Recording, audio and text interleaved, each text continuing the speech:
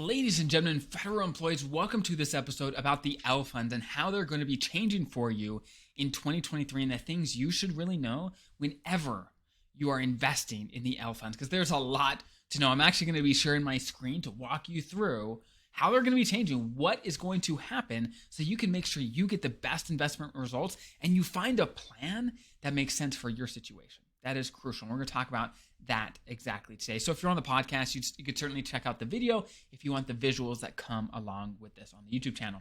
So let's dive right in. Now, if you are new here, welcome. My name is Dallin Hawes, a financial planner serving you folks as federal employees, making sure you get the most out of all your benefits, your TSP, your pension, your Social Security, everything to make sure you're on track for a great retirement. Now, back to the L funds. The L funds are one of the most commonly used funds in the TSP. Now, I'm actually going to be sharing my screen and going to the TSP website to walk you through exactly where to find information for yourself to educate yourself.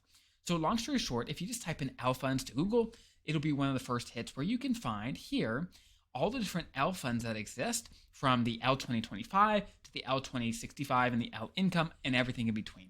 You can find them and you can find information on them and how it works. So for example, let's click the L2050, and what we can see is basically how it's invested.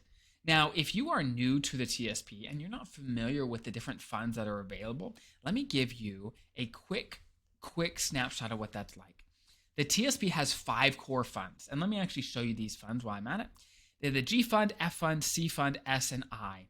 Those are the 5 core funds of the TSP, and honestly, the L funds, the life cycle funds, are not new funds. They're just a combination of those 5 underlying funds. So for example, if those 5 funds were just ingredients for a pie, right, all the different ingredients, well then all these L funds are just a bunch of different pies with different proportion of those ingredients, right? It's not nothing new. It's not new ingredients. It's just a different combination. And basically, the more of certain ingredients you get, the more aggressive it's going to be. And the more conservative ingredients you put in, the more conservative it's going to be. And what the L funds are designed to do is to allow you to basically set it and forget it. That is the design of the L funds, where you can put money, let's say, in the L2050 fund, if you think you're going to retire around the year 2050. And if that's the case, what it's going to do automatically, it's going to change over time to be more conservative as you get closer to the L2050. So let's give you an example. So for example, in 10 years, the L2050 is going to be invested exactly like the L2040 is right now.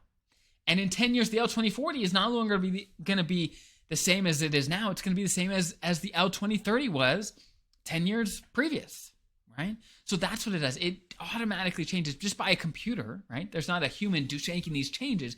A computer automatically makes these changes over time. Now, there's a problem, right? Well, actually, before I get to the problem, let me talk you through how the L funds are going to be changing in 2023. So first things first, the L funds actually change every quarter. So spoiler alert, they're not just changing in 2023, they change every single quarter, whether you like it or not, right? They change. Every single quarter, they make an adjustment to being more conservative. Now, every 5 years, a new L fund comes onto the scene, right? So L2065, and then the next one's going to be L2070, right? It's going to just go forward in time every single 5 years. Now, here's the problem. Here's the problem that comes up with the L funds. And now this is not necessarily a problem for everybody, but for many people, it's a problem. The problem is, okay, I get it, that, hey, they get more and more conservative as I approach the year that my L fund is named after. But that sounds great. That's what I want, isn't it? Well, how conservative do you want to get in retirement? That's a great question. But let's check on the fund that all these other funds are going to turn into one day. The L income fund. They all get closer, and once we pass the year that the fund is named after, so once we get to L2025, once we get to 2025, then it's going to become the L income fund. That's how it works. So let's see what is in the L income fund. So if we look here, we see that about 70% is in the G fund and about 6% is in the F fund.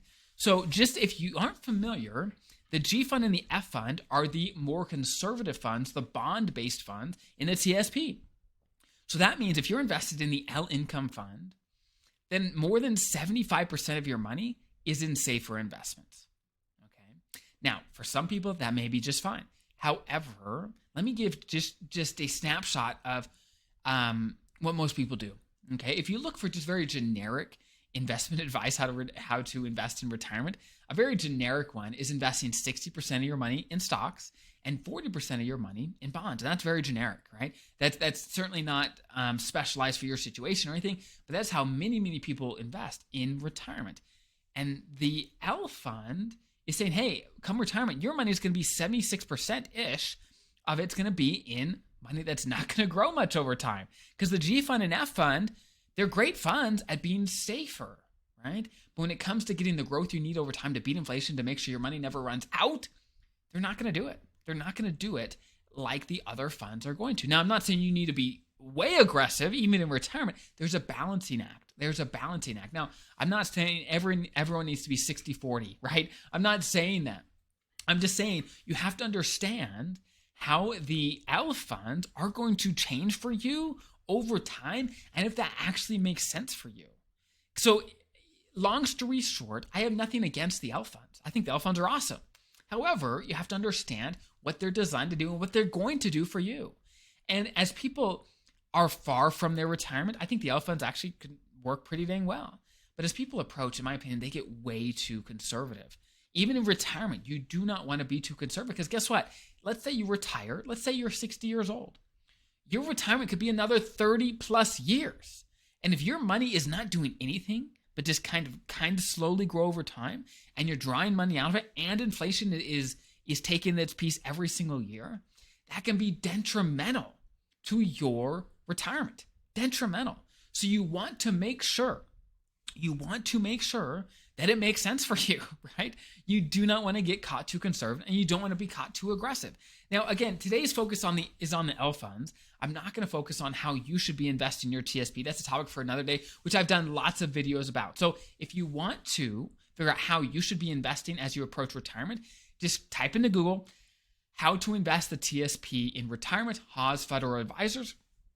And I've got tons of great resources for you to check out.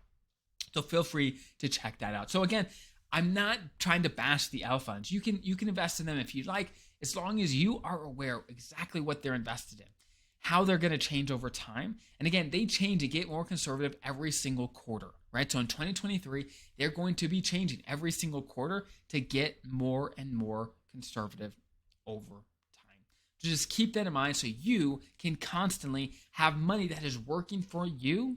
And so one day you don't have to work for money. So again, if you're new here, thank you for watching this video and thank you for spending the time to invest in yourself and in your retirement. In my day job, when I'm not doing these videos, I help federal employees do exactly what we're talking about. Invest confidently and to retire knowing that they are going to be okay. And we meet with feds all the time to make sure they are on track. And there's links below to check in and to get help with that, to invest your money, to plan for retirement, to make sure everything is squared away for you. So feel free to check those out if you like, and have a great rest of your day.